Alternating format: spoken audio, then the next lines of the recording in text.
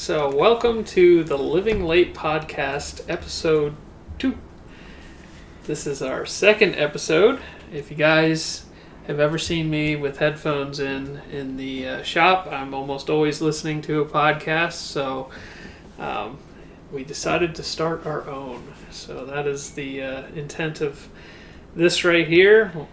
Now, you'll notice that this is being streamed live to the members. The members are invited to ask questions live if they wish. We have a couple topics that I have laid out for today that we're going to get into regardless. I also want to start putting these podcast episodes onto a separate channel. So you guys will notice that there is a pinned comment in the comments section there.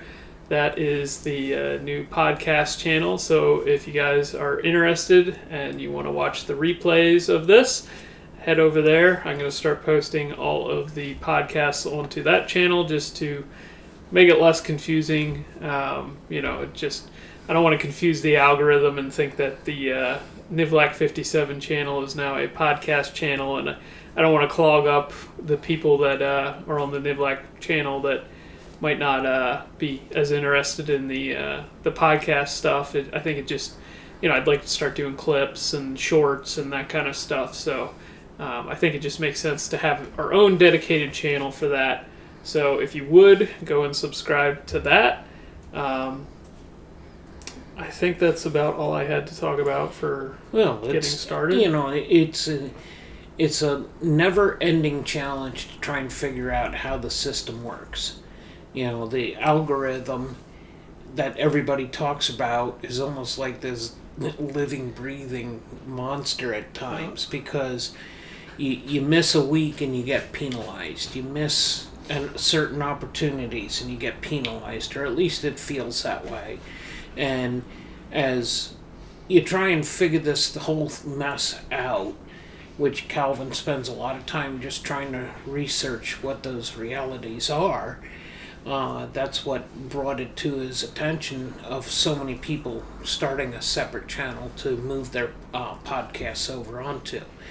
The intent of reaching out to everybody that's a member was the premise of this, doing it in this format. And we hope you're enjoying it, and we certainly had a good time chatting about things last week. It led to a lot of conversation this week about things that Calvin didn't realize had been part of my past, and it's interesting. We're moving so fast we don't live in the past. I just today took out a whole bunch of magazines that we had been in, and Paula was all concerned about, well, what about? So we kept a couple of them, but, 4 of them. She kept 4 of them. We had multiple copies of it. But we're constantly striving to move forward, and, it leads to a lot of challenges. So, as this whole series grows, as we're hoping, we're hoping that you're enjoying it, and maybe this is a good night to start with some of their questions, since we got a small group right now at the moment. Well, I haven't left any, so if you guys have any questions, leave them down in the comments. And one other thing I wanted to say is we do intend to stream to this channel, not the podcast channel. So if you're a member on this channel, you don't have to be a member on the other channel. Right. The membership will be on the Nivlac 57 channel, not the Living Late channel, just to avoid any confusion there. Only the members get to see this and ask questions. Yep. The podcast channel is just this gets carried over there. Right. So This is something that we're appreciating the fact that you're tuning in. Yep. So last week we started with the common questions from the latest video, and we're going to do the same thing for this week. Good idea. So last video we did a video on the sort of my takeaways from how to make your ZF 8HP live longer. Now, I wouldn't say we have the things 100% figured out. We still have lots to learn, I would say, but we've definitely learned a few things along the way with, particularly with the transmission failure that we had with the red car. So you guys left quite a few comments on that video, and you didn't really seem to have a ton of questions, but more, a lot of people seem to agree that they think that the drive shaft was the cause. I would agree with that. I mean, that universal joint, the sort of premise in the video is, the rear bearing on the housing is, say, here, and the universal joint hangs way off the end. And then you have a slip joint there as well. So there's a, decent amount of weight there. And universal joints have to go through sort of a, every time they rotate, they're going to have a speed up and slow down. Yep, they cycle. And, they're going to, cause a fair amount of vibration. And the 8HPs are designed with a CV joint in mind. And they also have a two-piece drive shaft, a lot of them. So a lot of you kind of agreed that probably had a lot to do with it. I think you're right. Now, a few people also mentioned that Scrap Life Lee hit similar walls with his 8HP 70, and I was a little confused by that because I was not aware of Scrap Life Lee breaking his 8HP 70. He seemed to break the K-series that was in front of it. He thought that maybe something in the transmission caused the K-series to fail, but I guess that's kind of a topic that we were discussing earlier in the week. It's the K-series they're an interesting engine, and it's something I'd love to get into because they're a really popular engine. They seem to make good horsepower. I hear the cylinder heads on them are just incredible, but it seems like anytime you take them from a transverse application to a longitudinal application, you hear Boosted Boys talk about this. You hear anybody who's done it, they just shake like crazy. I mean, 4 cylinders are naturally imbalanced because the lack of power stroke overlap or power. Well, that causes an issue, but Yeah. it's a second. It's not a order. It's right. It'd be a second and a third order frequency, So, not a first order frequency, because you can balance them. right, with a balance shaft. Well, no, they're balanced even though it has that tumble effect, but that's way too much conversation there to try and put it into English. Well, it's a podcast. Like, we can get into that kind of stuff. Like, what is a first order, second order, third order? So First order would be the weights. Yeah. Are the weights the same? So it's not rotating around the center of mass and the center of the center of the mass is the center of the mass. Yeah, the center of mass has to be the center of rotation, or else it's going to vibrate. Kind of. Yeah. Kind of, sort of. That's first order, and then second order would be like a power stroke. Things are starting to twist and turn. Twist. Okay. You've and got then third this, order is. You've got this. You've got this. So all of those, one of the neat things about the Atlas is it's got you found that the main journals are the same size as the Cummins diesel. And I'm not 100% sure on that. I think that may have been bad information, but... Well, I've been repeating it to like 1,000 people. Yeah. Somebody told me that, and I never... I'll tell all my friends. I know. I think that's true, but I have yet to actually verify. So call me tomorrow and tell me you verified it, because I've told everybody that. Yeah, I know it's a giant main, it's a 2.75 inch main, wow. Which maybe that has something to do with why do the Hondas vibrate so much? Is because I'd love to get into the K series. But I would want to do it in a longitudinal application, and it just seems like, okay. So the problem going back to Scrap Life Lee, the problem he had was he broke the keyway in the front of the engine, and before that, the damper bolt rattled loose. Then the damper started to rattle like crazy. It literally cracked the damper, and I think that coming loose, apparently the way that the timing sprocket registers onto the crankshaft is there's a pin that comes out, forwards and backwards on the engine, and the timing sprocket clicks into that. So it rattled loose, and then that rattled its way loose, and then it lost timing. So, I think it was a vibration issue that caused that. And if you look at the Boosted Boys, like he talks about that a lot of times in his stuff, is in longitudinal applications, they just rattle like crazy.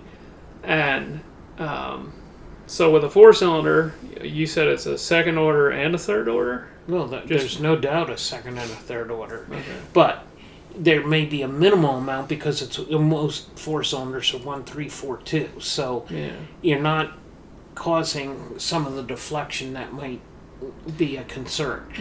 But go back to the longitudinal. Mm-hmm. I still think the reason that thing vibrates is because on a transverse you've got so much mass. Here's the center line of the crankshaft. You got so much mass with the transmission tied to it, versus everything in a straight line. That polar moment is going to change. So the transmission acts as a harmonic damper. Well, it acts like an anchor. It's just a big mass, Okay. It's your K value changes because your mass is higher, because it's on the in the orientation where it's trying to create that vibration. Yeah. Well, for whatever reason, they have a lot of issues with them, and I think you're onto something there. But in north-south applications, they have issues. His flywheel also showed lots of signs of rattling. The bolts weren't. I don't think they were loose. So that would likely be the second and third order if the flywheel's showing. Yeah, because it was transferring. It was a billet aluminum flywheel that was transferring aluminum onto the crankshaft. So yeah, a smart dude's gonna listen to this thing and go, "You two are boneheads." Yeah. Well, quit making it up. You sound like morons, not like you're intelligent. So, I don't think he had a transmission issue, and a lot of people said that he did, but I'm like, I didn't see it anywhere in the video. Maybe I missed it. But the crazy part to me is he took a bone stock 8 HP 70, and they were revving it to close to 10,000 RPM. And 800 and something horsepower. What gear though? That would be good to know, because they didn't. Because if they didn't do it in sixth, which is where we suspect the problem is. Well, he also used a transmission, independent rear with a CV and a CV. So his drive shaft was closer to better, or more ideal, it's more whatever. Better. More better. It's more better. Yes. Welcome to Pennsylvania. Yep. All right. Mr. Damn Handyman says, "Thank you for letting me live vicariously through you."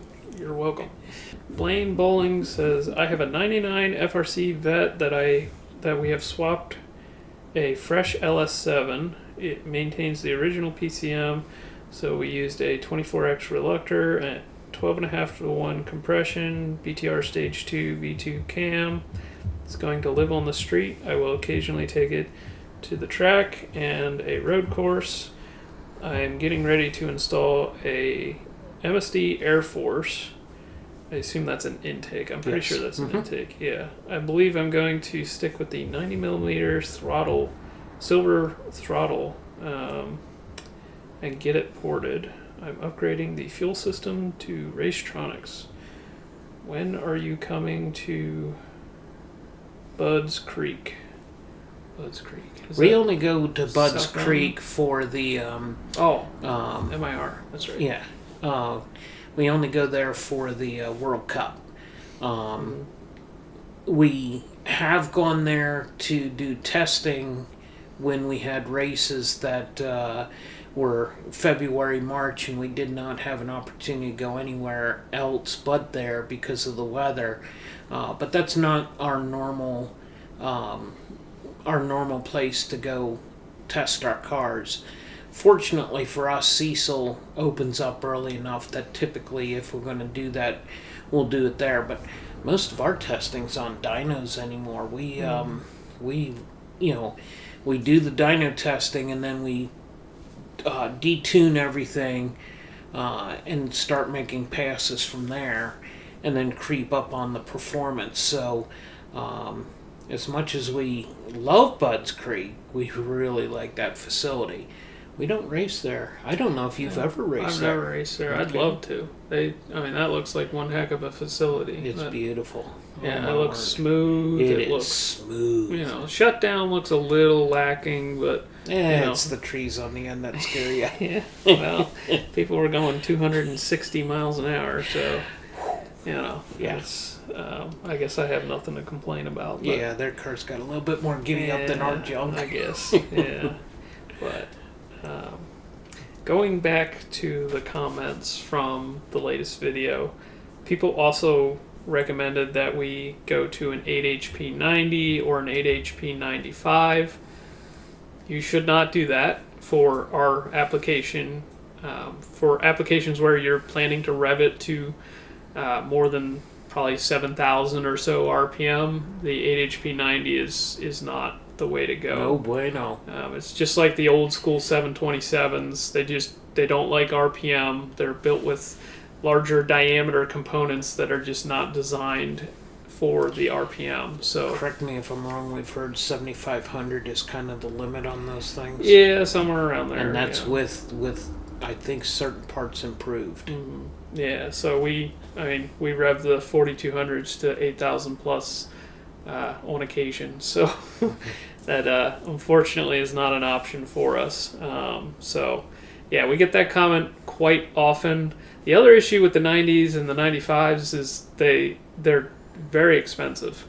I actually saw one. They're crazy expensive. I saw one on Facebook for $2,200. Wow. And I forgot to send you the link. But that's like the cheapest I've ever seen one. I've never seen one that cheap. That's... Unfortunately, the 70s are better at handling the RPM. They're a lot more affordable, but unfortunately the 90s are just very cost prohibitive. So that is why we tend to stay away from those. Somebody also mentioned that we should go with an all-wheel drive or a truck version of the transmission. The guys over at Torque and Tungsten are running a truck transmission, and they broke theirs in the exact same way that we did, and they were only taking it to like 6,500 RPM. So I don't think that's I think 6 gear has a lot to do with it. They also have a drive shaft that's similar to ours, so it's either the drive shaft or it's 6 gear and that RPM. Which drive shaft company cut the drive shaft and put the expansion or the telescoping part on the back? The one that the drive shaft that's in the 48. I don't remember that. I think that was PST. Okay, we need to look because maybe there's something to that. Maybe they are aware of something because they put their telescoping part they in put the it back. on the back. Yeah, and that's the only one we've received that way, and all the rest of them. They're much lighter, and they're at the front. Yeah, I didn't realize they did it at the back. That's the way to go, I think. Well, like if you're going to run a universal style drive shaft, the next project we're probably going to run a universal style drive shaft. Yeah. Because, we have a couple of them, and it's worth a shot. But I'd like to put the expansion, the slip joint at the back rather than. That's the way that one's set up. I didn't realize that. And that's the only one we have that's set up that way. He might have some experience there that none of the other guys do. Which, my Trailblazer, it was at the front. And that one's been fine. But, yeah. I just knocked on wood. There's wood slightly off screen. And, the Camaro, that one was full torque drive shaft. Like, that was the most expensive drive shaft I ever bought because I needed it fast. And the they put it at the front. So yeah, I don't know. It's weird that it's a problem, because like you look at a Turbo 400 and it doesn't look much more substantial than, like, it doesn't look all that much different. But yeah, but it's got a bushing, not a bearing. Yeah, and I don't. That bearing may allow some kind of motion, or torsional change that gets into the shaft. Okay. Whereas with the bushing, it can't, because it's arrested both fore and aft. Yep. So, also in the video, I mentioned that I was not planning to put one back into my Camaro because I can't get the gear ratio that I needed. Now, a lot of you left comments. I even got a few messages from some people that said, well, what about, I have an F-250 that has this, that, and the other gear, 308 or whatever. But that's a front-wheel drive Dana 60. Well, I think they're confusing it with a Dana 61. But that's the one I told you about. We should put a Dana 61 gear in it. But it doesn't have room for it. The pinion offset's different. Or the ring gear offset. The ring gear is at a different... It has, obviously it moves the ring gear over to make room for the... But the 61 or the 60 housing doesn't have room for the larger pinion gear, which is what I said in the video. And I haven't verified it because I don't want to spend money on gears that might not work. But it would appear that based on all the research that I've done, the Dana 60, and that includes the S60 housing, like what's in the car, doesn't have enough room in the front for the larger, which then I would also have to get a different, I don't even know if anybody makes a spool that has the different offset in it. Because I've heard of people saying, oh, I took Dana 60 gears and put them in my 61 housing, put a ring gear spacer on it to make up for it. But yeah, so I don't know if anybody makes the right... Well, that parts. tells me then that the 61 is further away from the pinion. Right. Yes. Okay. Exactly. Which I don't know if my spool, I probably can't move it far enough away. I don't know which side the spacer that I made for you. Yeah. Which side's that on? I don't remember. Because after some of this came up, I was wondering. I wonder what side that's on. Was it made for something like that? I mean, based on all the research I've done, they don't interchange. Okay. But Put a 9-inch in it. Yeah, at some point, if we want to go back to the 8 HP in the car, we're gonna stick a 9-inch in the thing and never look back. And come on. Is the 354 good enough for you to get into the 7s? Yeah, with the 4L80 for sure. Okay. But with the 8 HP, no. This is my cat hops, by the way. All right. My cat's named Clyde. Calvin, Cameron, Clyde. I'm seeing a theme here. There's a few people that said I should reach out to Quick Performance and Dr. Diff as places to sell 323 gear sets for the Dana 60.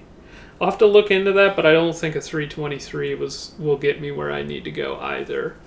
I'm really going to need like a 308 or something like that, because somebody mentioned that they had a 333, and even that isn't enough. Yeah.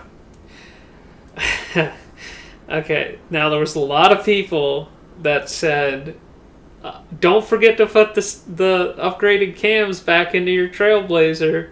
As part of the video, I was chasing down an idle issue, and I took the aftermarket cams out of the car, and I put the stock cams back in.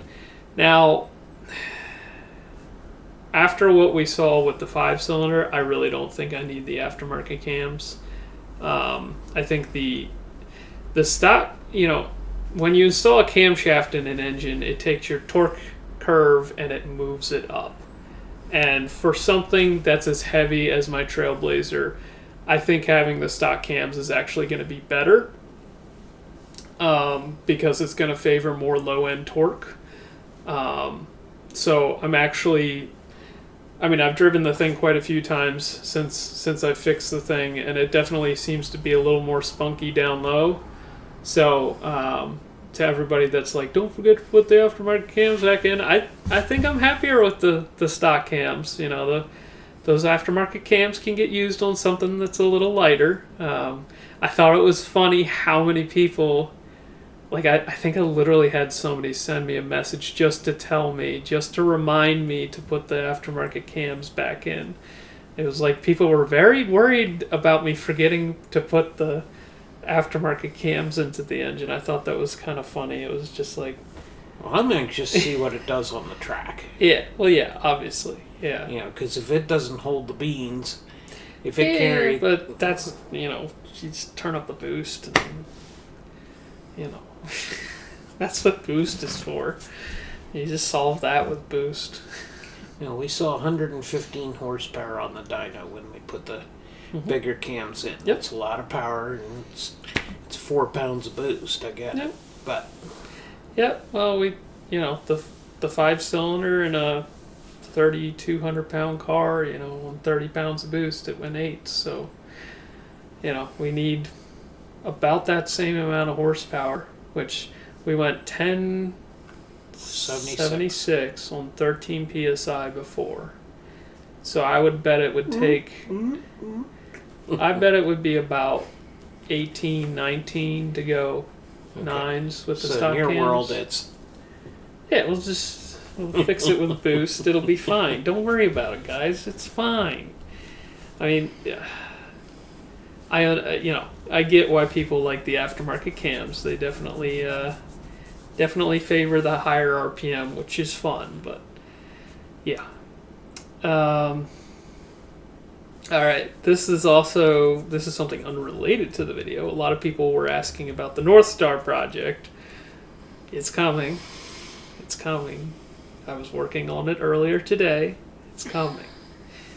All right, there was a lot of people. So when it's done, what's your plans? Well, I want to take it to Southeast Street Meet. Well, what was the other event? Oh, yeah, we were talking about taking it to the No Name Nationals. Yep. Which I don't know if we're going to take that or another car or what we're going to do there. But, yeah. So, yeah. I think that's about it from the latest video. I see there's a few more comments. Well, there was... Was there something else? Well, there was a bunch of comments. Actually, it was from the last podcast, not the last video. So if you want to separate the two, I'll bring it up. Somebody had asked about the unequal length header Nova.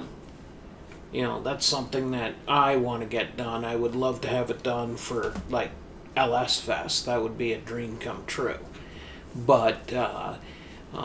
our current path forward to try and get to the LS Fest was something that just fell out of the sky for us, and we're seriously talking about going to that event. It's been very exciting to see the enthusiasm that Holly has shared with the project, and so many people are paying attention to that. It's re-inspired us to go back. We haven't been to the LS Fest since, 22? 20? That was 6 years ago. Holy mackerel. Yeah, so that was the the first time the record got broken, and then all the records that got broken were breaking our own record with the front-wheel drive LS4 platform. So... you worked your tail off to run 144 miles an hour at that event, and it was a great event. We enjoyed it. We've been wanting to go back, and now we have some reason to go back. Obviously, the Hot V is one project, and then the other one would be either the unequal length header Nova, excuse me, or take Crap Marrow. And we've got a whole bunch of things in the queue to try and improve its performance that currently aren't a priority. We've got so many other projects going on trying to get things done. And one of the frustrations that you face, and probably the viewing public faces, is the fact that we're trying to get projects done and trying to meet a weekly schedule. And this will lead to the second comment. There was a lot of stronger comments about, where's the VK? Did you leave that? Forget about that. And folks fail to realize that we had to get pistons developed. And that is money and time. And then once you get the pistons, then you got to get the engine machined, and you got to get the engine balanced. And, so we've been waiting for weeks, and I don't want to sound like we're waiting for our engine guy who's working on that for us, that he's causing a delay. He's working his tail off trying to get all the doors opened and the parts to him as fast as he can. And it's easy to think that maybe we're not focused on the VK or any of these other projects when they don't see them. Similarly, you're looking at the North Star not being done. Well, a lot of things have happened. Mm-hmm. It took you months and months and months to solve the clutch issue. Mm-hmm. And why would you abandon a project where you've spent 100 hours designing an intake, a one-off intake that you want to prove out, so that when you release that monster to the world, it's a vetted project. So, we hope, our sincere hope, is that none of the subscribers or members lose hope in what we're doing, thinking that the project that attracted them to the channel the first time is an abandoned project. We get back to all our projects. It just, some of them take longer, the North Star being an example. Some of them will take less time, the VK being an example. I hope that we are back on the VK, excuse me, in the next 2 to 3 weeks we'll have enough volume.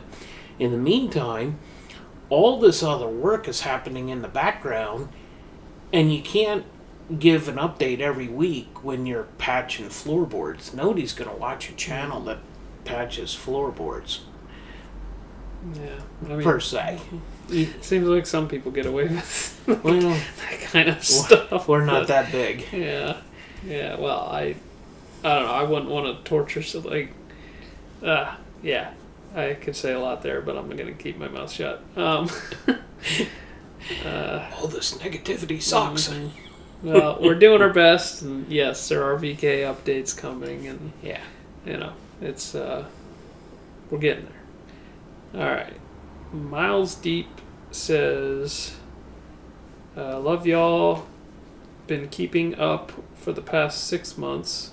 I now have 3 Trailblazers, 02, 03, and 04. Wife's not happy, but I surely am. I approve of that. Calvin's stamp of approval. There we go. Blaine Bowling says, my transmission builder loves the 4L series, even the 60. He's been building for 35 years. I understand you're the opposite of that. What's your experience? I've certainly heard the negative. I like the 4L80. It's basically a turbo 400 with overdrive. They need a lot more than people say they do in order to hold big horsepower, but at the RPM. I mean, I'm also kind of a special case, I guess. I want to spin them to a bajillion RPM, so I make my own problems. I make my own headaches. That's a t-shirt that's coming. That's a t-shirt. So I really like the 4L80. The 4L60, I literally was in a 700 R4 for the first time, which are identical, apparently, to the 4L60. There's a lot going on in there. I mean, all I know is that, like, anytime somebody does the stage 15 whatever build for their 4L60, they don't last. At least for, more potent combinations. It seems like 400 or 500 horsepower, they seem somewhat reliable. I don't know. I don't really have a ton to say about it other than I did successfully rebuild it and it does work. So, it wasn't that hard to rebuild. I mean, I didn't really rebuild it. It was more of just taking parts from one case to another. But, yeah, I don't really have a lot to say. I mean, I'm definitely new to the whole transmission building thing. I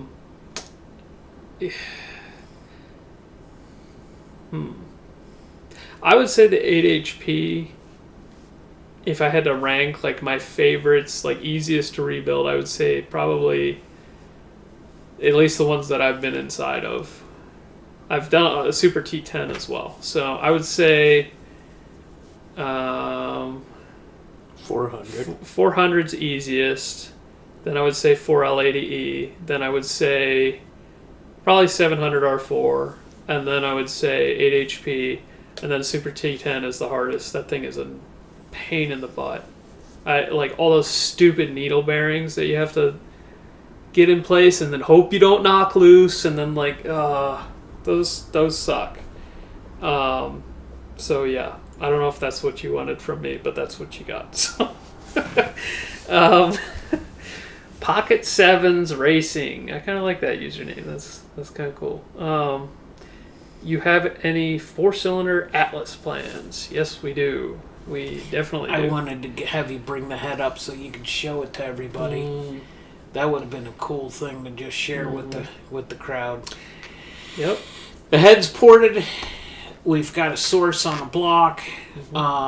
We've got a plan forward. Part of the plan forward includes which vehicle we're going to stick it in and which car we're stealing parts from to make everything work. But, it gives us an opportunity to get through the project faster, and that's something we have to be very mindful of at this point. We can't build a new car every week. It just can't happen. We've got to recycle some of our past projects, and so if you want to share all the details, go for it. Well, I was going to say, going back to our discussion about the case series earlier, it's going to be interesting because we intend to delete the balance shafts on that when we do the 4-cylinder project. It's going to be interesting to see how much it shakes, and because it's interesting. The Ford Barra engine has issues where it likes to rattle the flex plate loose, and the 4200 has more stroke and is very similar dimensions to the Barra, but it doesn't have that issues. So I'm curious, did GM do a better job with the 4-cylinder as well? Except the only flywheel that we had come loose was a 2002. And it's got a coarser thread bolt. I'm still not sure that the bolts were tightened correctly on that. Because okay. I think it might have been... The torque wrench has Newton meter and... pounds feet. And it might have been set to Newton meters by accident. So, yeah, I'm still not convinced that was actually I think that might have been a fluke. Well, it's one of the things I want to see us undo and redo when we do the 2010 Camaro, because there's some noise down there that's kind of new, and that's the one that had the bolt shake loose. Okay. Well, yeah, that could have been the course. But, yeah, the question is, did they do give similar levels of care to the 4-cylinder that maybe the K series was not given, I'm gonna find that interesting to see if we have issues with vibration on that one. But as far as sharing the details on the project, well, I guess we can. Yeah. You know, so the plans with the 4-cylinder is we get comments quite frequently about, what about compound turbos? Well, I think this might be the perfect opportunity to do a compound turbo setup. So we're going to do a 4-cylinder Atlas, compound turbos. We'll probably do, I would think like an S366 for the smaller turbo. I don't know if that's the high pressure the high pressure turbo. Mm-hmm. And then something larger, I'm not sure what yet, for the low pressure turbo. And the intent or the goal is to put that into the 1980 Pontiac Sunbird. That one right there. So we won the Sick Week Freaks class with that car, and we might try to make a go of it again with a 4-cylinder. So yeah, I don't know if you had anything else to say on that. Well, that gives us the 6-cylinder comes out of the Sunbird. Mm-hmm. We're either going to drop that into the land speed car, sort it out, mm-hmm. or go straight to the 14-to-1 NA engine. Mm-hmm. You know, one of the goals is to get back to land speed racing, and in doing so, we both want to do it with the 4200. So, with the goal being to get over 200, we want to pick the right path, and you know, only have so many opportunities to do things. And the engine that's in the Sunbird is a pretty stout engine. It when you compare pressure ratio to base horsepower, it actually is a good performing engine. Mm-hmm. Despite the fact that it had a log manifold. Mm-hmm. So, you know, you're going to see a lot of testing and comparisons over the course of time, where we're going to do some manifold to header comparisons and that kind of thing. So that gives us an opportunity to either use that engine in that car or swap it into his Camaro, which would get that a little bit spicier, being at the compression ratios higher, to try and bridge the gap of the, you know, at 845 and 166 to go a 7, you're talking about a big leap in performance. It's we need another 4 mile an hour. That's a lot of power. Mm-hmm. We're going to pick a portion of that up with leaving in first gear, not second gear. Mm-hmm. Then you get the running start that gives you more opportunity to run the mile an hour on the top end. So that's a potential bridge gap there that you'll figure that out. There's some diagnostics that you want to do on the engine to see the health of the existing engine, because that has been abused. That thing's been hammered on.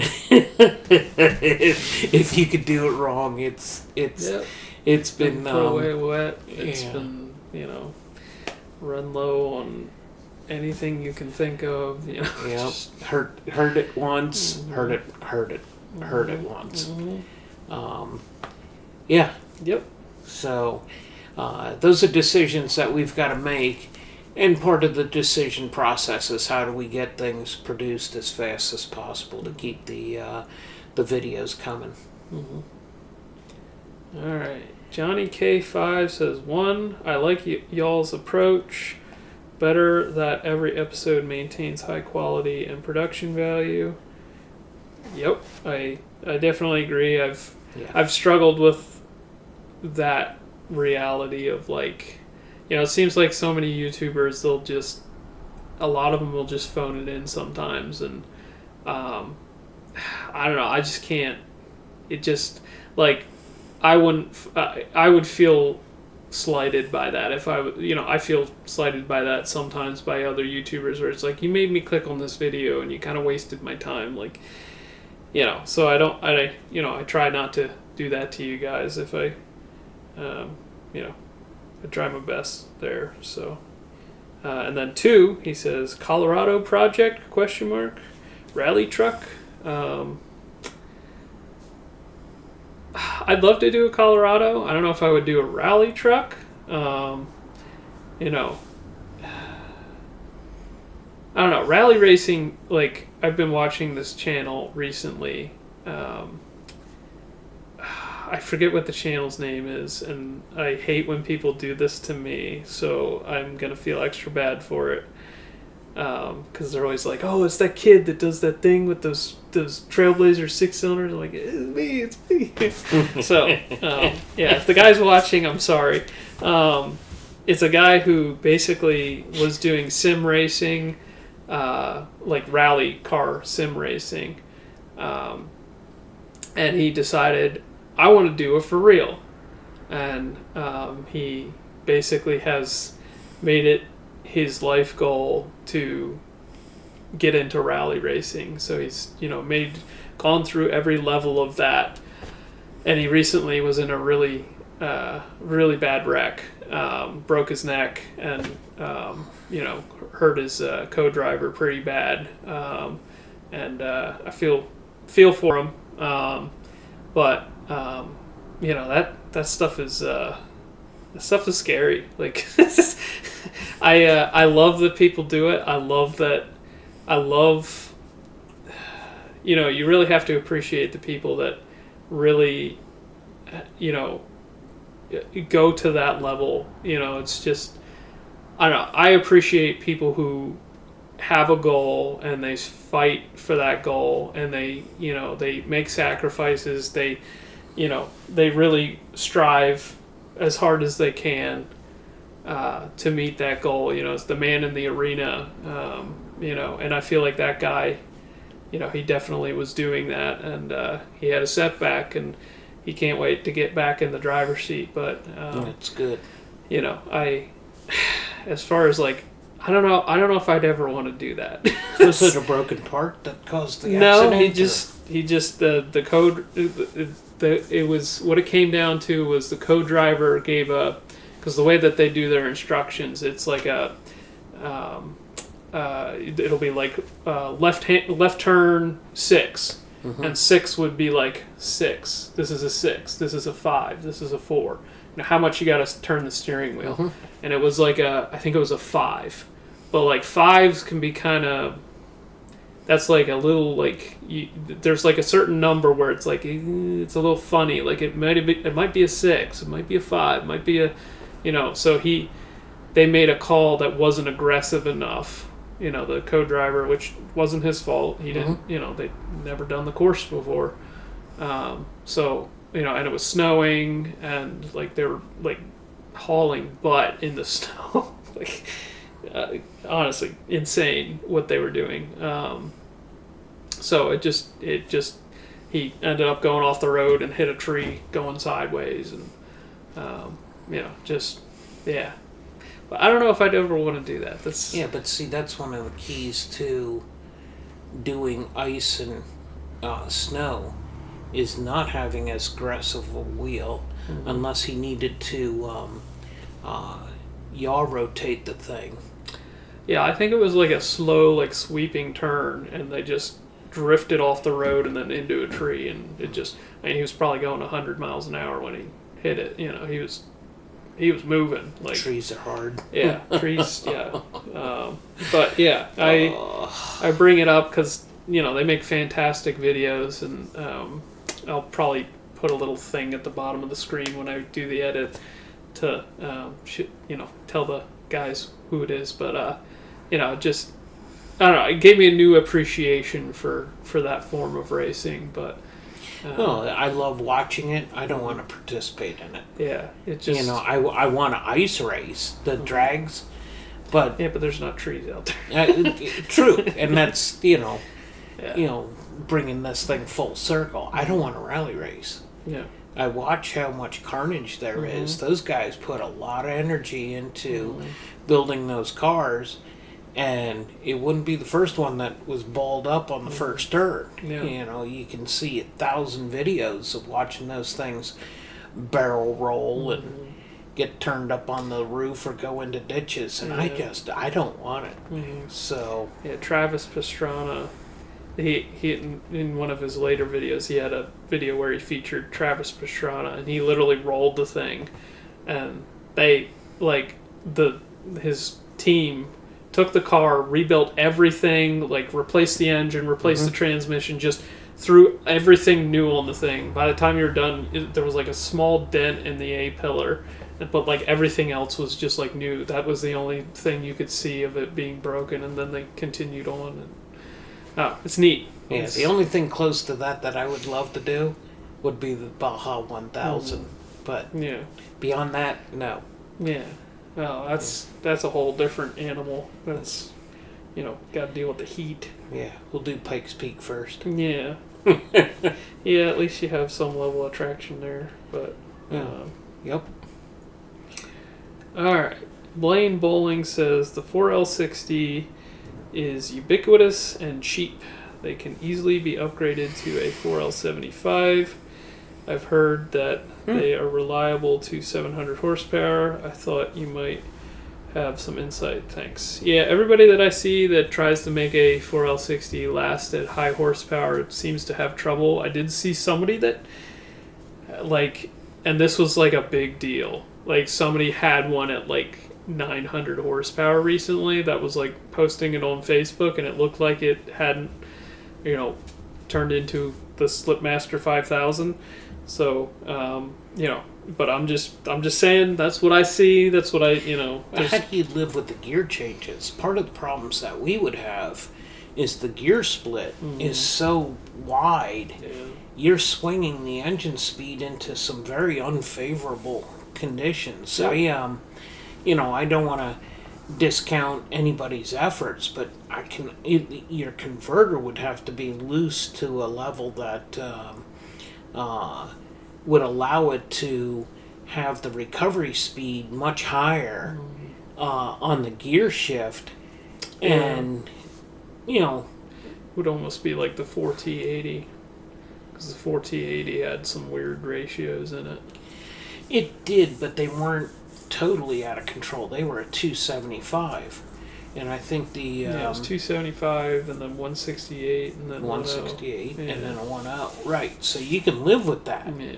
Whereas the 4L60 is like a 306. Yeah, 306. Yeah, so you get this monster swing, which is why, when the Turbo 700 R4 first came out, everybody was like, "Oh, finally we got an overdrive," and then you realized, oh, this sucks, because you would, to make it live through the traps, you had to put a lot of gear in it, and when you put a lot of gear in it with the 306 first gear ratio, you would end up just having this tire spinning monster, because your starting line ratio was so high, and then you would kill the converter, and then your recovery RPM was too low, so the thing was all over the place with the RPMs, and it didn't take but 2 times to come to the conclusion, I'm never going to run a 700 R4 again. I had put a lot of money into those things. Oh, I did 3 of them. I had 3 of them, and would never recommend that. So, if the member is, promoting that based on he's having good luck, I don't want to discount that. But knowing where we're at, I would be very inclined to hesitate. Sure. Unless you could put a 3-disc lockup that would work in the top end, and then again you got to see how much power overdrive's going to take, because then you could maybe consider using it for a land speed combo, knowing that you're going to have lots of legs in the back end. But here we are going full circle. I for what we do, I would be uncomfortable running it. Good. I agree. He says, haha, makes sense. Thanks. Sorry, dude. Yeah, he he also said the North Star was what landed me on the channel. Cool. I was going to buy a Cadillac XLR. I was just a little nervous because the lack of support. When the FRC came, I couldn't pass it up. FRC. What's an FRC? Yeah, FRC. I'm not sure. FRC. You'll have to spell it. Tell us what FRC means, because I'm not sure what that is. All right, so let's go back. We're caught up on members only questions. Okay. So I came up with here's something cool that I wanted to show you guys. I just got this in the mail. Oh, this is cool. Yeah. So this is something you're going to see coming up here on the channel very soon. Einstar has reached out to me a couple of weeks ago, and they just sent me one of their 3D scanners. I am super excited to give this thing a try. I kind of wanted to just mention that we have content coming up on this guy right here. So I'm excited to try it. I expect I will like it. I know that Superfast Matt uses Einstar products quite often, and he has nothing but positive to say about it, but he's also somebody who used to work for Tesla, and I think he used to work for NASA too, or something. Like, he's like a very... So he's a big brain dude. Yeah, he's a very... Unlike us knuckleheads. Yeah, so like, I've never used a 3D scanner in my life. Chances are I'm going to be able to figure it out. But, I think I can offer a little bit of a different perspective there of coming from somebody who's never used one, whereas he's somebody who has probably used them quite frequently in his job, so he probably can't really speak from a sort of a beginner's perspective. Maybe I can offer a little bit of freshness there that maybe I can say, hey, this was a little harder than I thought it would be, whereas he probably brushed right past, and not that I expect it's going to be hard to work with, but I'm excited to use it. I actually have a plan, which I can show you. So I actually have been working on a headlight duct for my Camaro. You can see it right here. And the idea is to, instead of just having an open hole there with a turbo sitting behind it, is to actually have a duct that mimics the 4th gen Camaro headlight dimensions and directs the air into the turbo more effectively. The problem is, this was my first rendition of it, and the hole here, the turbo is like up a little bit and back a little bit from where I thought it was, because I literally was just taking like rulers and like pictures on my phone and trying to guess where the turbo was. And now with the Einstar Rocket 3D scanner, I can actually scan the car and I can actually lay it out in CAD, and hopefully I can actually print something that will be useful instead of something that just sits on my desk. So it's an ornament. Yeah, so I just wanted to give you guys a little sneak peek there, because I'm excited about it. Alright, so you've been involved in drag racing for 40 plus years, right? Yes. How has drag racing changed? Ooh. It was a part of the culture when I was young. Everybody was involved in something. So, like, you'd go into school and you'd say, I have a 10-second car, and everybody knew what that meant. Nobody knew what that meant because nobody ran faster than a 14. But you could say, I have a 14-second car, and everybody knew what that meant. Well, whereas, like, if you went into school today and said that, all the kids would be like, what? Actually, if you watched our video on when we put the Hellcat supercharger onto the Camaro, Mm-hmm. and it was Denny, yourself, Mom came by, Mark was here, I was there, and that constant banter and all of the laughter, you know, that video was a fun video. It was probably one of the most fun videos we've ever done. But what didn't go into the video was that constant heckling and bantering and the fun that we had and the amount of laughter that we had. That's how life was in hot rod world when, you know, the 70s and the 80s, when I was, you know, a youngster. My friend Ronnie and Rob and my brother would come over and we'd be doing an engine swap, and Dougie would come across town and we would do an engine swap, and it was that same moment in time that we had out there working on the Camaro.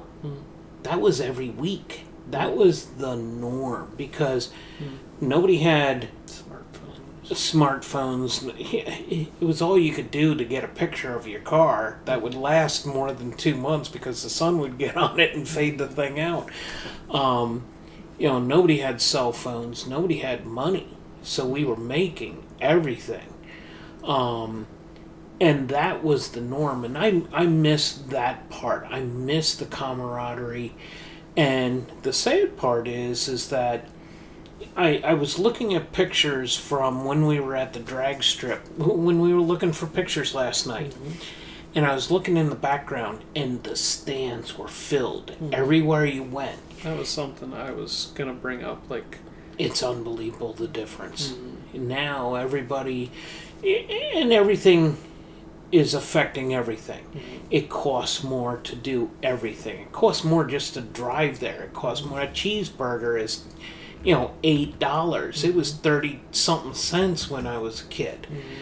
That has an impact, but the motivation to do something hard is not something I see in a lot of the young people. The ones that do excel, and they are really received well by older people, and you can see the excitement that they have, knowing that somebody could potentially come up and, you know, their efforts won't be lost to time.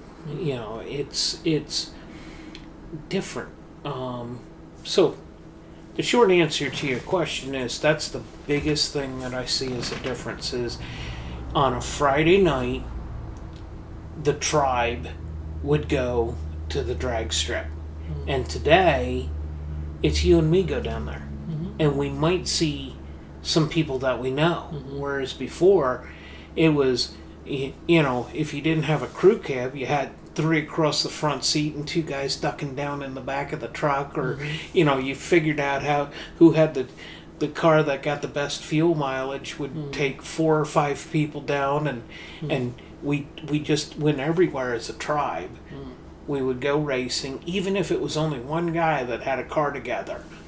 And the bond that you would build over building cars was something that, you know, me and Jackie, I would go over to his house every day getting ready to race. There was a pair of guys who challenged us with their car against Jackie and his car, and so we worked our butts off. We kicked their asses. It was great. I'm reliving a moment from 45 years ago. But it was fun to be have that bond. The bond is probably the biggest change. And it's the groups that have the regular interaction. NHRA travels as tribes. NASCAR travels as tribes. And you can really see a lot of that. Even though they're competitors, there's at least the social bonds. Whereas before, we not only had the social bonds, but we were absolutely committed to each other's projects. We would work ridiculous hours on our buddy's car trying to make sure that, one, he got there, and two, that it was a cool project because we could live vicariously through each other, and that willingness to sacrifice for somebody else was just part of life. That was very normal. Yeah, because now you go to a test and tune. Something you said I was going to talk about, like, nobody's in the stands. Nobody. And it seems like in a lot of the photos that we looked at last night, it seemed like there was a lot more people. The stands were filled on a Friday night. And Cecil gets that way, and some of the tracks do. But some of the tracks that used to have a lot of, seats filled aren't today. And that's, the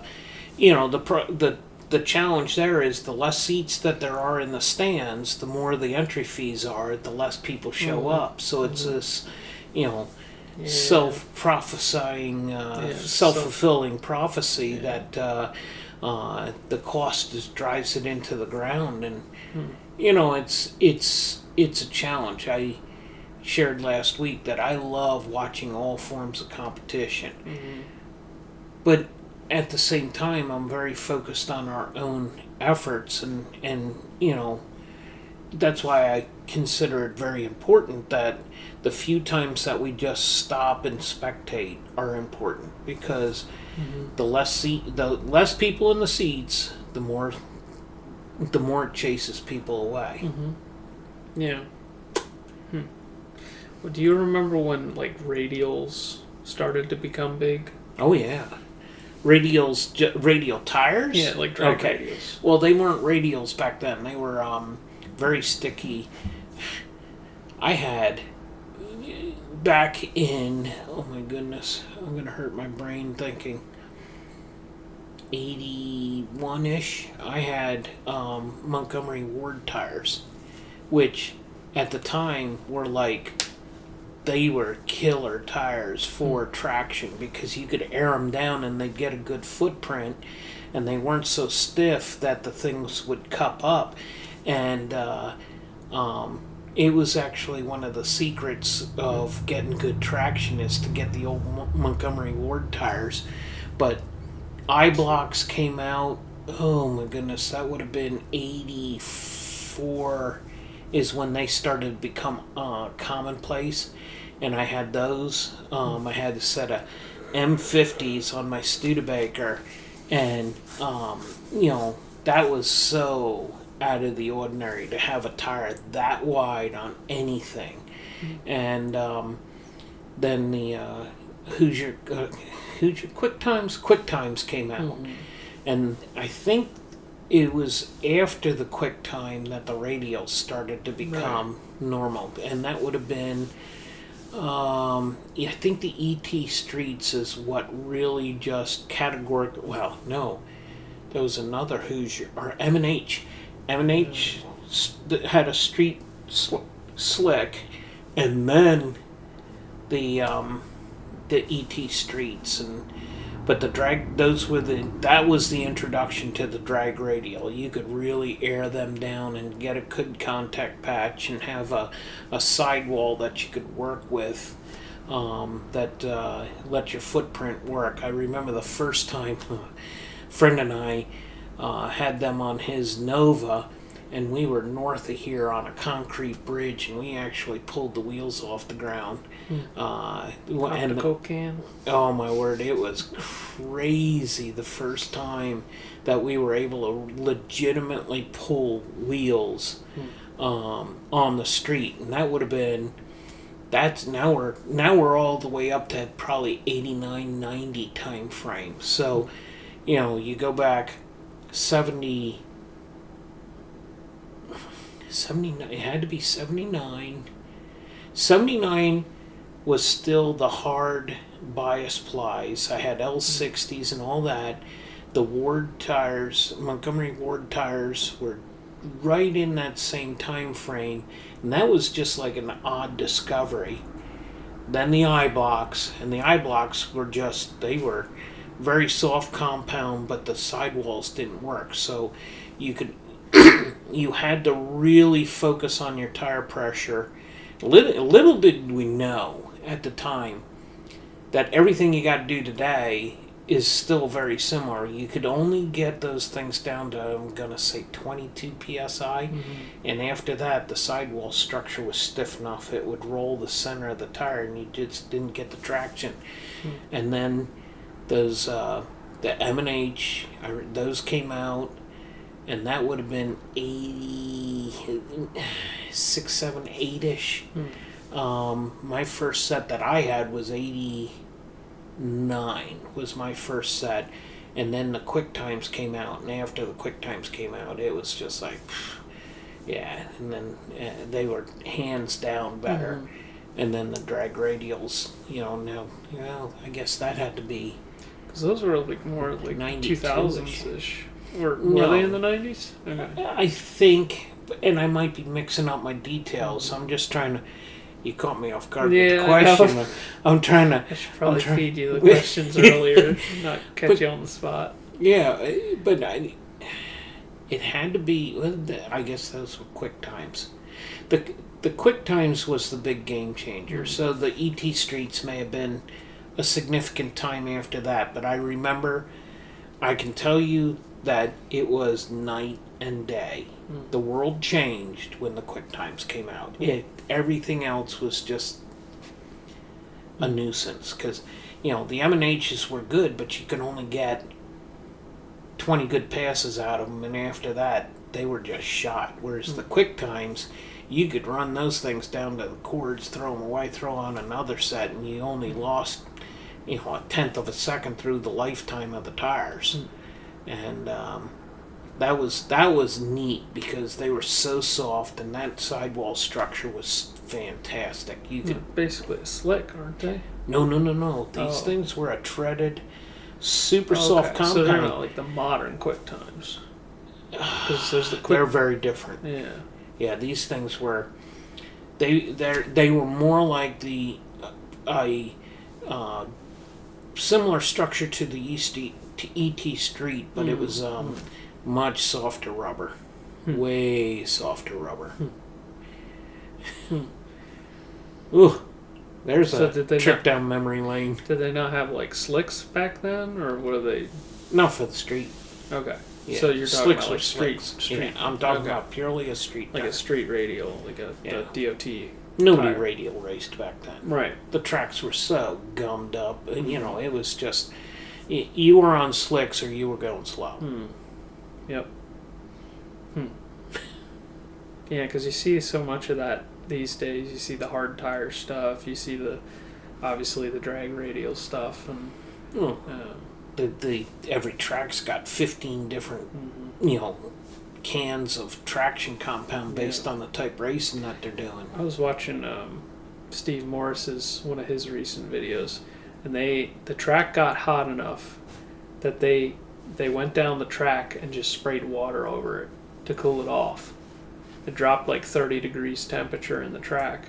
Nice. And then they I don't know if they re-prepped it after that or what don't they know, did. But if it's too hot, it's junk. Yeah, they literally just dump water on it. And they talk about slickness of the track, but what folks fail to realize is as the rubber layer builds up, and I'm going to way over exaggerate. This is all it's going to be. The rubber deflects the hotter it gets, and you need to have a certain stiffness to it. Otherwise, once it deflects to a certain point, it just tears away. And you can see some of the high horsepower cars; they'll make a track go bald. They'll tear it up, and it's they're more like a rototiller than they are anything, and it makes a mess for everybody following them. Yeah, high temperature, and I forget what it is. I know that NHRA has a temperature has to be above 55 degrees, and I think it's like anything above like 110 you're starting to struggle, and above 125 and it's junk. You get a hot day when you're out there with that much temperature. That's short burnouts become critical on a hot track because you got both the rubber on your tread deflecting and the rubber on the track deflecting, and you just overdo it.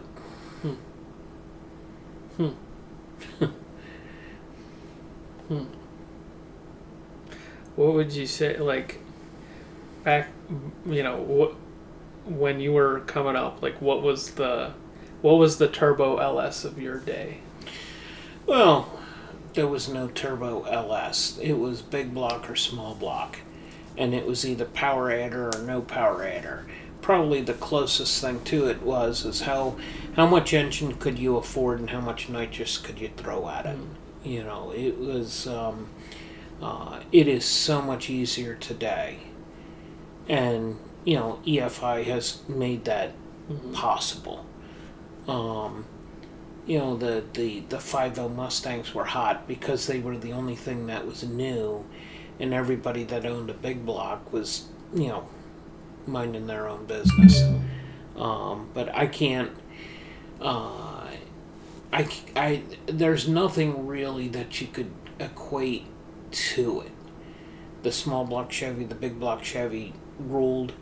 The Ford fans were absolutely committed to their own product line, but they always struggled with the cost compared to the Chevrolet stuff. The Chrysler guys, they had their own woes. They would have something that could turn the world sideways 3 times and then couldn't run the rest of the night. So it was always you always hoped for a later round run against some of those guys, and the guys who could sort them out. When they made a pass, they made a pass. But the probability of them making a pass all night long was not as strong as some of the other cars. And I loved them all. I raced them all. Everything. There, let's check on the comments. I've been ignoring you guys for a little bit. But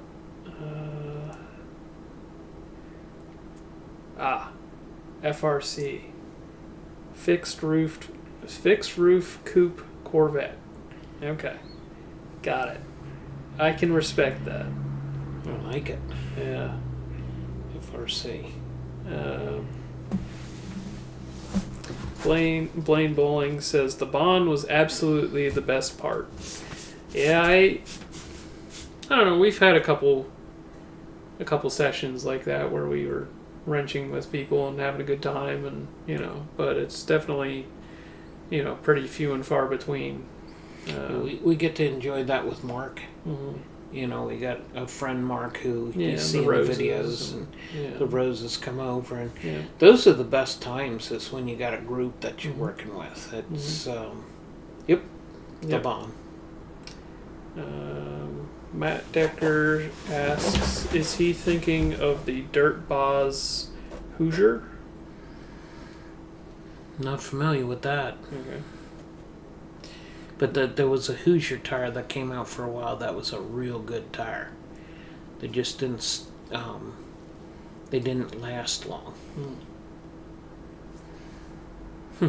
He also says, back in the 90s, the Turbo LS was nitrous. Just like what you said. Yep. Only Asian front-wheel drive cars had turbos. The Dodge boys all did. The 2.2 crowd. Yep. Those guys were fanaticals. Yep. And some of the 2.3 Ford guys. The turbo became a big deal when the Supras became the big deal. And the Buicks, of course. But the Buicks took the slow path. The T-Type had a carburetor and a draw-through, and that would have been, I'm pulling numbers out of the air, I think 83, 84. By 85, they had their program together. And 86, 87 is when the Grand Nationals. I thought you were fueling Jay. You're thinking of the Grand National, not a T-Type. Got it. And the Grand Nationals were all EFI. Yep. And then after the first round of those, then they put the intercoolers on. And that was a big change. But at the same exact time that was happening is when the Supras were becoming very fast. Yeah, what, like, what were some of the I mean, you mentioned the Supra, you mentioned I always hear the Grand National was kind of like a game changer. Like, Absolutely. What were some of like the game changer cars? That was the biggest, probably one. That, and then when the superchargers were being put onto the 5.0s, so you had boosted little engine versus boosted little engine, and they took over the 90s. The Paxton and the I can't think of the Vortex. Yep. And there's one more, and they've got the intercoolers. Kenny Bell? No, Kenny Bell had parts, but they were always a little bit too unaffordable compared to the ProCharger. ProCharger was a game changer, because that, even though the Vortex were good, they didn't have quite the same size as the ProCharger. Really leapfrogged that whole thing forward. On a parallel path, then, the Buick guys went from Air Research to, what was the big one back then? There was a bunch of a bunch of guys running whole set, and then I think that's when the Garretts really started. The Garretts were always premium turbos, but that's about that time frame is when things really started to take off with the turbos. Did you ever race a Supra? Nope. The only one that I was aware of here, I didn't know the guy. All I knew is that the thing made stupid power and went stupid fast. How fast was it? I don't know. Because did he ever take it to the track? He was a roll racer. Okay. Yeah, roll racing was a big deal because tires weren't available. Yeah, they typically don't know how to get them off the line either. Yep. Well, without breaking the diff or whatever. Yep. And what era of Supra are you, like the one we have? Yeah, Mark III. Mark III, okay. Interesting. Well, that's why I keep saying those cars are legend for my generation. To me, there is only one Supra. It's the Mark IV. Yeah, you're looking at it, but I know. All right, I wrote down. What time is it? Okay, we still have. Okay.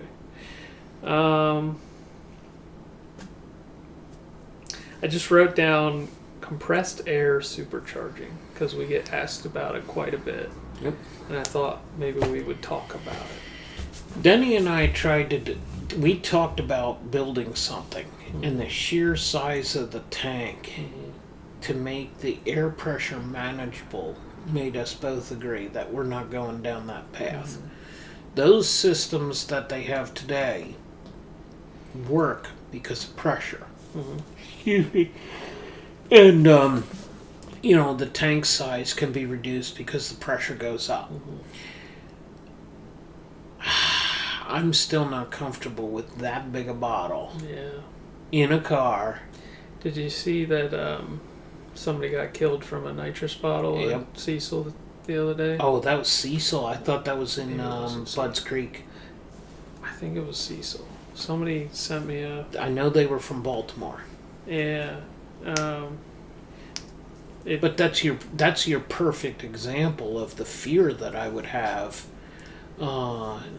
with Cecil County. Yep. Okay, so it happened at Cecil. Yeah. Any crickets? Yeah, that's all they need. They've had enough challenges this year. Yep.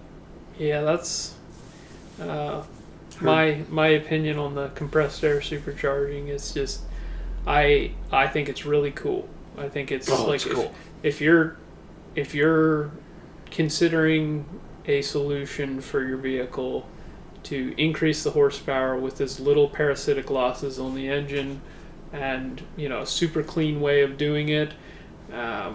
It's an awesome solution. So basically, I guess I'll summarize what compressed air supercharging is. Basically, they have a big tank of air in the car, and it's typically pressurized. I think that's like 3,500 psi. Yep. So they have this really big tank. It'll be like, probably like 6-7 feet long. Yep. Probably that big around. 16-inch diameter. And sometimes they'll need multiples of these. So they'll have like 2 in the trunk, 2 sitting right beside them. And they literally just inject pressurized air into the engine, and they make boost with pressurized air rather than having a turbo or a supercharger. And they literally have lines that are about that big that go to the engine. It literally has a throttle body on the front that shuts, and then it's fed off the bottles. And there's no parasitic losses. It's pressurized air. It's like the engine is running at negative 3,000 feet of elevation or something, where the air is super dense. And it's a neat solution, but like what we just talked about. It's incredible what it does, because it's going to drop 7 degrees of temperature for every 100 pound of pressure cut. So if they start at 3,500 and they're sending it into the engine at 50 psi, you got 35 times 7. That is sending ice cubes. Yeah, I think it's like negative 35 degrees or something when it goes in the engine. I wouldn't be surprised. I'd have to do the math real quick, but it's cold enough that like you can't really run methanol very well with it because it just won't atomize. Nope. And, you don't need to. Right. Yeah. Yeah. I mean, it's a neat solution, but I really hope that nobody gets hurt. Yeah. Because it seems like something that, like, if somebody gets into a wreck and one of those bottles punctures or something like that, like, it's one of my favorite racers all time. Tina Pierce runs it in her car, and I love that girl. She is just the most dear person. Yeah. Her and her husband have been doing a lot to work with the companies to make sure that it's safe, and I don't want to take anything away from what they're doing. I truly appreciate her and what her and her husband are doing. I can't get there. Yeah. I can't mentally separate those risks. And this past weekend's incident is perfect example of why. Yep. Yeah, it's for something. I mean, nitrous typically is what, like 1,600 psi? No, that's super high. Is it? Yeah, you bleed the guys bleed their pressure off to 900. Okay. Yeah, they'll pack them tight to like 1,200, and then they blow it all off. So 1,600 is a pretty realistic number. No. Or is it 1,200? They'll pack it, but they never run it that high. They run it at 900. So it's only 900 psi, and they're having failures like that. My guess is that he either had a bottle heater that didn't turn off, or it was sitting in the car, because we had a lot of sun last weekend, and it could have just... if they're heating the thing with torches, making micro fractures in the aluminum, and he probably doesn't get his bottles checked like you're supposed to, and it's yeah, I'm ready to sell our bottles. Yeah. I think that's the next one in the next flea market sales, is that we just let all that stuff go. The NX stuff, I think their quality is better, but the bottles that I got, the tall skinny ones, those things are 25 years old, and it may be time to just let them go and then use all the modern bottles. So what's funny is the small diameter bottles are safer. The hoop stress is smaller. Lower, sorry. The hoop stress, you use Barlow's equation, you can 2 ST over ST over the wall thickness is the same, though. Don't know. Yeah, well, it can't be. Because, again, your hoop strength is going to be. The D is in the denominator. Mm-hmm. And so the stress is going to be a big issue. Mm-hmm. Metallurgy's better. Yeah. The carbon fiber bottles still blow my mind that they can Mm-hmm. make a bottle out of carbon fiber. Mm-hmm. Yeah. We just ran in a big circle here. Yeah. I don't know. We get asked about it a lot, and it just popped in my head, and I'm like, we should talk about it. And, Yeah. It's the other thing with the compressed air supercharging is it's very expensive. It's for. Not only do you have to buy the system, which is inordinately expensive, but also you need to buy the compressor that can refill the bottles. I mean, the nice thing is you can refill your own bottles. You're not relying on somebody else. It's literally just air, It's not like you need to get some exotic, nitrous oxide that, you got to get from a medical supplier or something, I still, I said this for 30 years.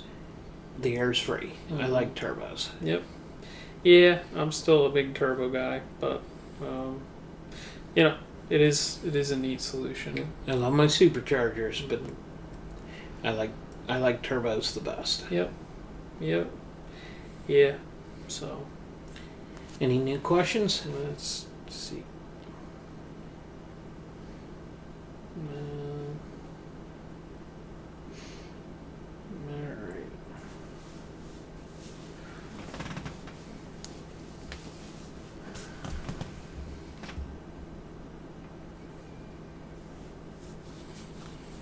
Here's a question for the viewing audience. We've got a few folks that are hanging out pretty steady. Is Wednesday the best night for them? Yeah. Let us know. Looks like we got 8 of you in here. What is there a better night for you guys? Is there obviously I'm happy to have more of you here, but I feel like we can run the show with or without you, but it would be more fun to have more of you in here. So leave a comment. No more comments from them. Okay. So I had.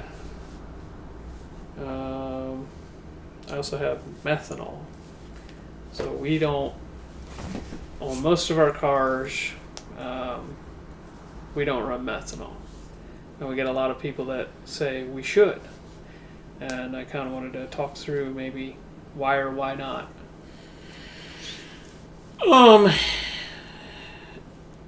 You'll have to comment on this too. For me, I was using methanol in '95. I had a flying toilet on my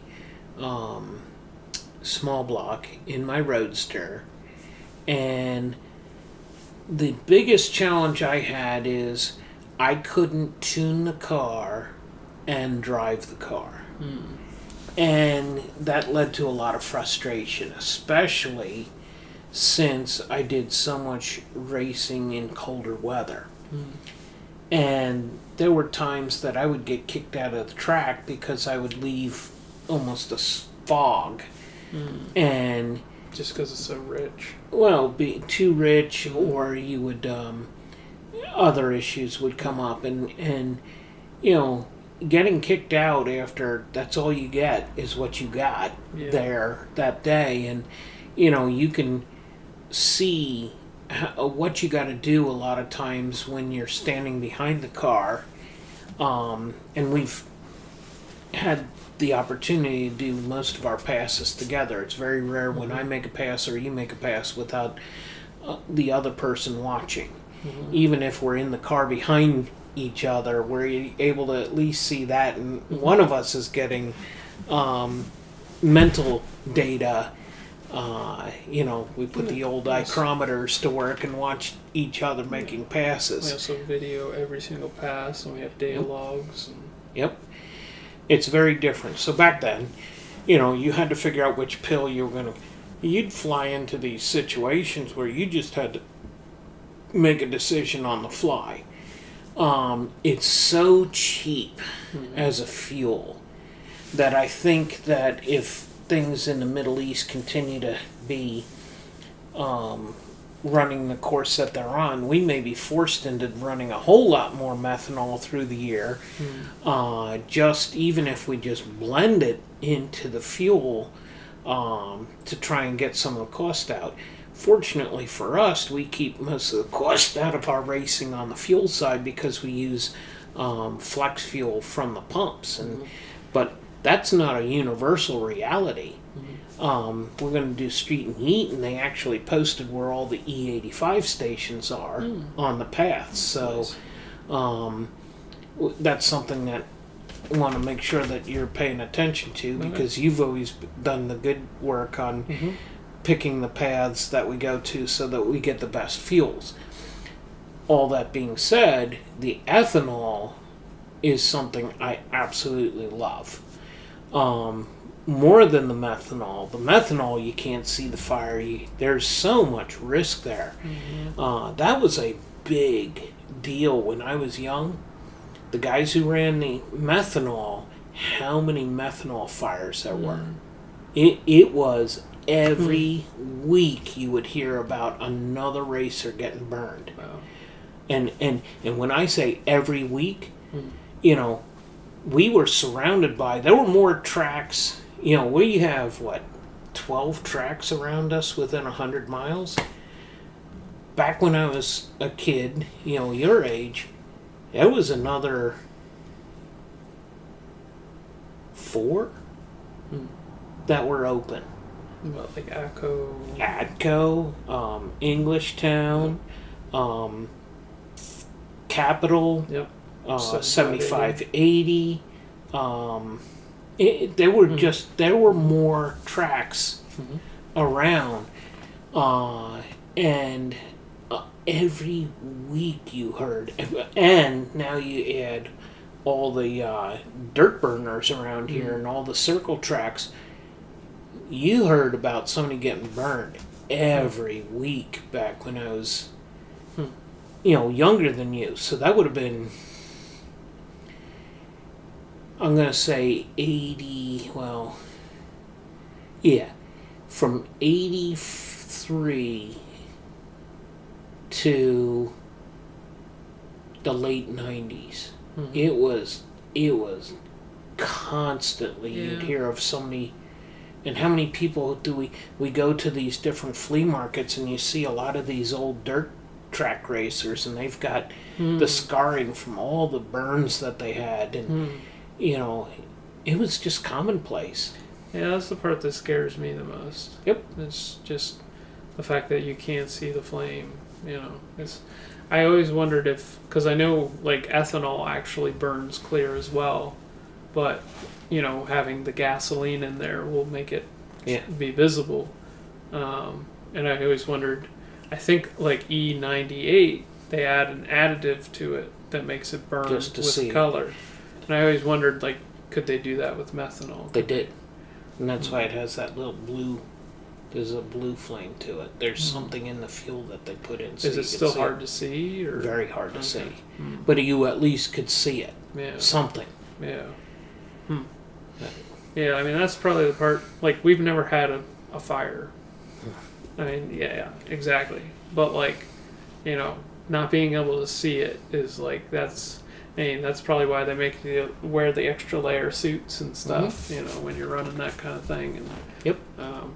Obviously there's huge advantages to running it in your car. We saw, just from injecting, I think it was 40% or so of the total fueling of the system was methanol on the Pontiac Sunbird that we did when we ran it at the challenge. We injected methanol with two injectors, and then the rest was one E85 or E something, and we saw a 100 horsepower increase by just injecting methanol. So there's a huge advantage to running the stuff. It's just obviously there's a lot of, and we haven't even talked about it's very hygroscopic, so brings in moisture. It eats up aluminum. It Yep. Tends to break stuff down that won't break down with gasoline. And It is so frustrating to buy good parts, and being a construction worker, I would go away on a project, come home, and those brand new parts that I had were just junk, and that was so disheartening. If you didn't, the flying toilet. well, it was the fuel system that fed the flying toilet. Okay. It had a good Enderley pump. I had all good parts, but it was everything that fed it that would just. It was so disheartening. I got rid of it all. One, I couldn't drive and tune at the same time. I could either drive it or tune it. Yep. Yep. Yeah, because it seems like a lot of people have good strategies on how to maintain and keep their stuff running, but there's a lot of good information that I didn't have. Top loop. Yep. Guys knew exactly what concentration to put in there that you wouldn't cause the thing to have a decay in the performance. They valve off their vent line to the tank so that when it's parked, can't get moisture in there. If you run it every week, you're in a lot better place. And I couldn't do that. I would get out on a project and I'd be away for 2-3 months at a time, and then I'd come back, and then that's why I did a lot of cold racing, because in the spring and the fall I would do most of my racing, because during the summer I was out on a construction site, and it proved to be too much of a frustration. Did you see a performance increase? Torque. You just saw a stupid amount of mid-range torque. You didn't see the top-end power, other than you did in the heat, because it would break down and knock so much temperature out of the intake charge that if you had your injectors in the right spot, you would see the horsepower associated with the colder intake charge. And that was what you said, it was in the 90s. Yeah, it was 94, 5, 6, 7. Yep. Interesting. Oh. Finding out all kinds of crazy stuff about the old man. I didn't know you messed with methanol. Yep. Yeah, and it was cheap. It was cheap. Cheap. It's only $1.50 a gallon now. Yeah. Yeah, back then you could buy a drum of the stuff for $1.50. That's an exaggeration, but you get the idea. It was under $1 a gallon. It was cheap. All right. Got a few questions. Cool. Tadams asks, what kind of power could I expect to safely make with a turbo 4200 with a stock bottom end? Not a racer, just a weekend cruiser. So that's a two-part answer. Yes. Because if you have cams, it's a different answer. So as we said before, cams take the torque peak or torque curve and it moves it up in the RPM. So you can make a little more power because torque is what's going to kill it. So I normally say on stock cams, I'd keep it around 500, 550 wheel. That's where we've seen the most success. And then if you have cams, I'd keep it around 650, 700-ish. We've had great success with that. Now that is with E85. We always run our stuff with E85 if you don't have good access to it. I've heard of people running water methanol with whatever gas they can get, the highest octane you can get. Yep. So intercooled. Yeah, good intercooler. But at 824, the pistons just don't keep up. Yep. And above 750, the connector rods aren't keeping up. So if you keep your power level down, 600 to 700, it's going to last a while. I would say 500 to 600, and it's going to last a long, long time. We have seen a lot of good, long-lasting combos at that power level. Yep. Yeah, I mean, Dad alluded to it a second ago, but we've made 824 wheel horsepower with a completely stock 4200 with some Schneider reground cams. So, it's you can make more, but again, you said safely, so that's where we would keep it. So. And then at the 860 plus level, we had rods in an engine with the stock pistons. And when we tore the thing apart, you could tell all the pistons were deflected. Not all of them. I think two of them were not. But it was really starting to you could see the oil coming out of the tailpipe. Yeah. And when I measured the piston to wall clearance, I think it was like 11 thou on the pistons that I took out. The skirt the skirt was just collapsed. So, okay. What's wrong? Johnny K5 asks, what's wrong with the 6L80? Is it better than the 4L60? It's definitely better than the 4L60, but the problem I have with the 6L80 is the gear ratios are weird. I mean, they are weird in a 4L60 as well, but the problem... So, as we talked about with the 4L60, the first gear ratio is hard to work with. Well, you got the same problem with the 6L80 that it has a 406 first gear, I think it is. So that's even worse. So you pretty much just throw first gear out the window, you're not going to use it. But the other problem is you don't have a 1-to-1. You only have a 1.15 to 1 in fourth gear. So you're effectively only going to use 2, 3, and 4. And when you gear the car to go the speed that you want to go in fourth at the traps, you might as well just have a 4L80. By the time you gear it properly, the first gear ratio ends up effectively being about as close, about what the 4L80 is. I don't need 2 overdrive gears. That's just my personal opinion. The only advantage with the 6L80 is you can lock it up in... your efficiency also. They're more efficient transmissions. So that double overdrive with lockup, you're probably going to get 5 miles to the gallon more. So if it's a daily driver, that brings some to the table. Yeah, I mean, in some ways I'd love to try one just because, on paper it looks like it's not good, but there's also a lot of people that have a lot of good luck with them and really seem to like them. So I'm the kind of person I'd give it a shot, but we almost thought about putting one behind the North Star because those came with a 6L50, but I was hoping that I could take a 6L80 and put the 6L50 pump on the front. Unfortunately, that is not possible. But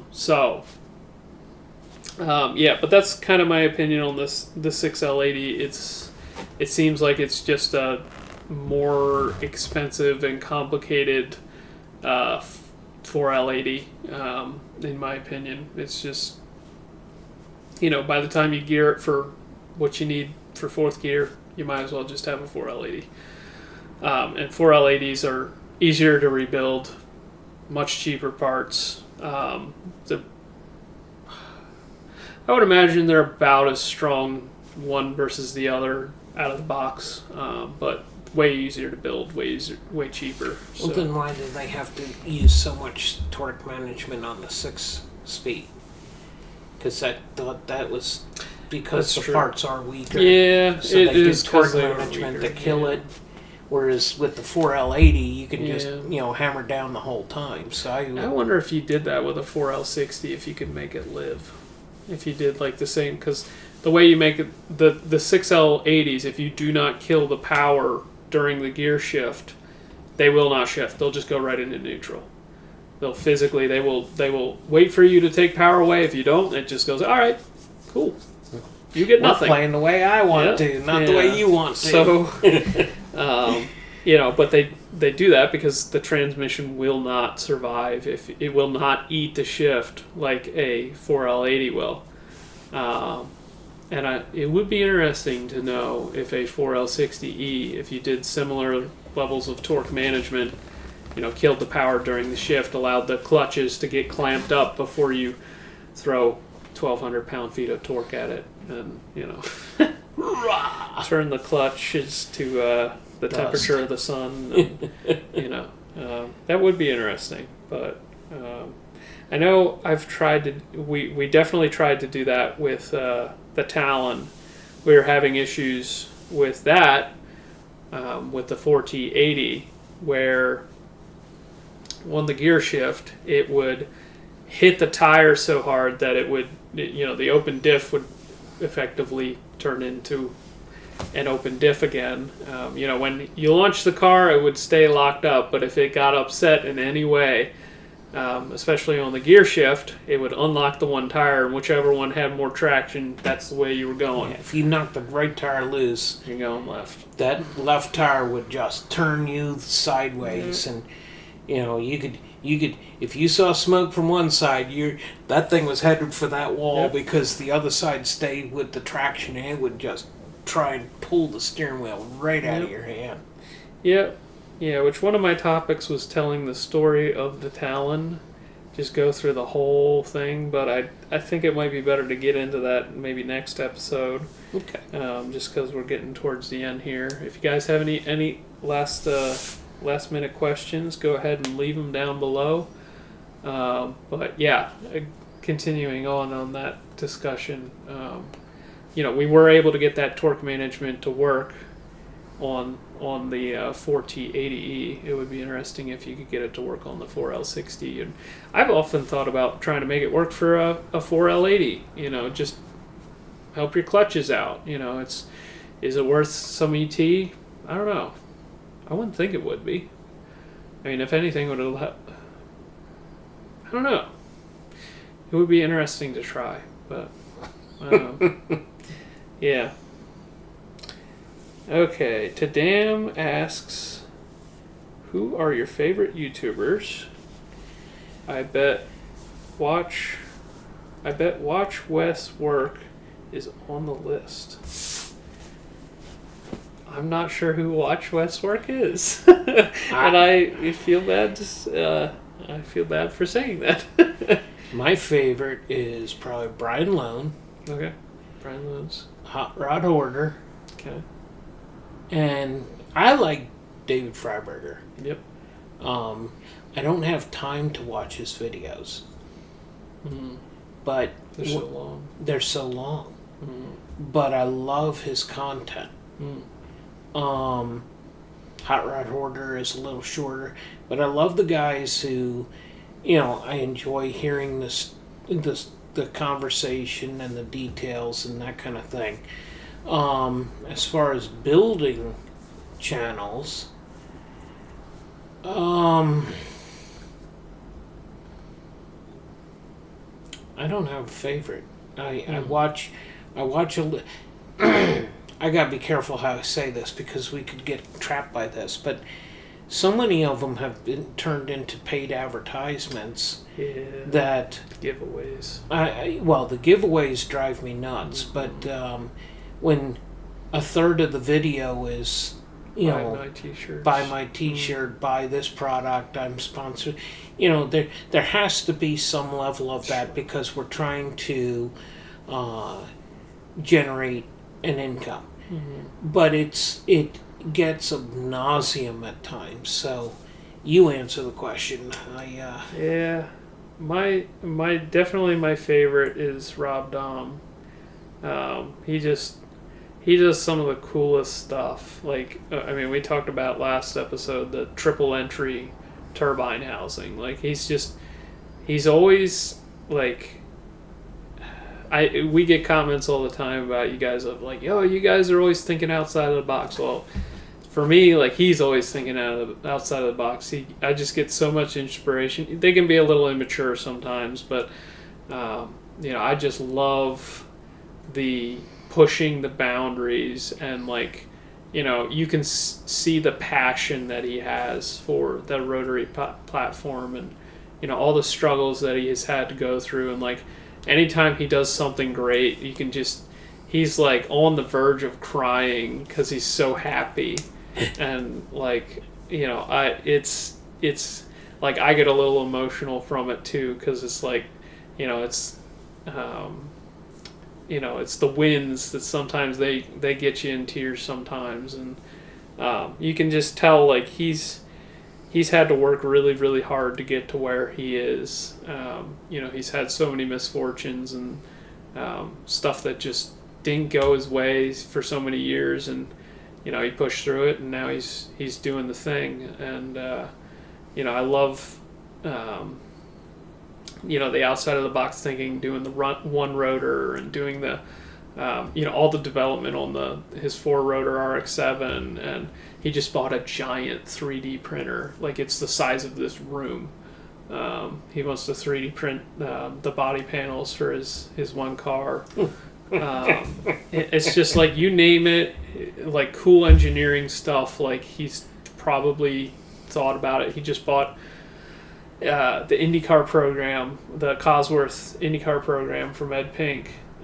Just bought everything they have. It was like 20 engines or something. And, got that running on a Haltech. And Haltech. I think it's Haltech. And my second, I would definitely say Superfast Matt. He's definitely... Yeah, I like him. Yeah, he's definitely... a thinker. Yeah, he's so smart, and he's so funny, and like his humor is like... it's the best. Like, he's like... I hope we can make good videos as good as him someday, because he does such a good job. I wish he made more. So when you guys are done watching his videos, you can come watch our, he's definitely one of my favorites. I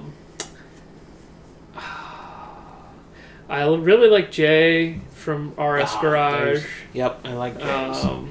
Yep. I really like, I could keep going. Bad Obsession Motorsports, Project Binky, the little MG, or not MG, the Mini. Did they ever get that done? No.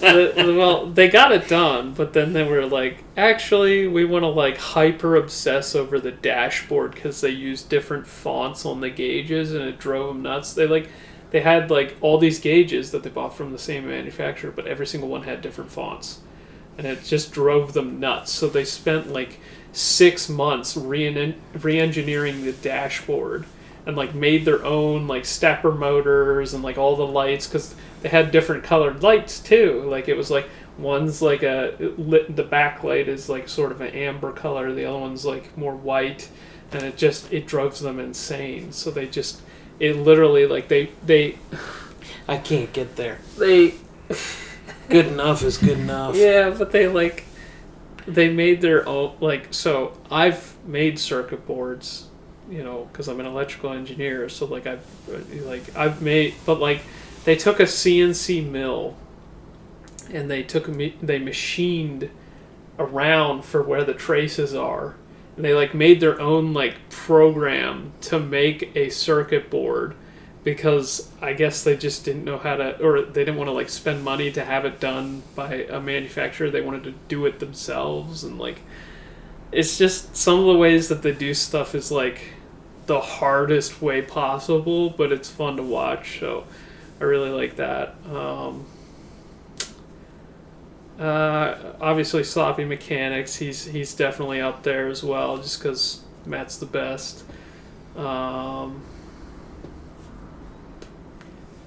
Yeah. Okay, that's all I can think of for now. So there's my 5. But, Tadam says, what? I'll have to check out Watch West work. I'll have to I'll have to check him out. I wonder if he's similar to like AVE or something. That's another creator that's kind of funny. But all right, well, it is 9:00. Yep. That was 2 hours. Mm-hmm. Holy mackerel. Yep. So. Well, I hope everybody enjoyed this. Seeing your eyebrows raise up when I'm bringing up stuff that I did in the past is quite comical. Well, yeah. I mean, some of the stuff I never knew about, so I'm getting to hear about it the first time, just like they are. So, yeah.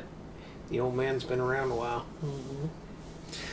All right. Well, this is where we're going to end off the second episode of the Living Late podcast. Thank you. Yeah.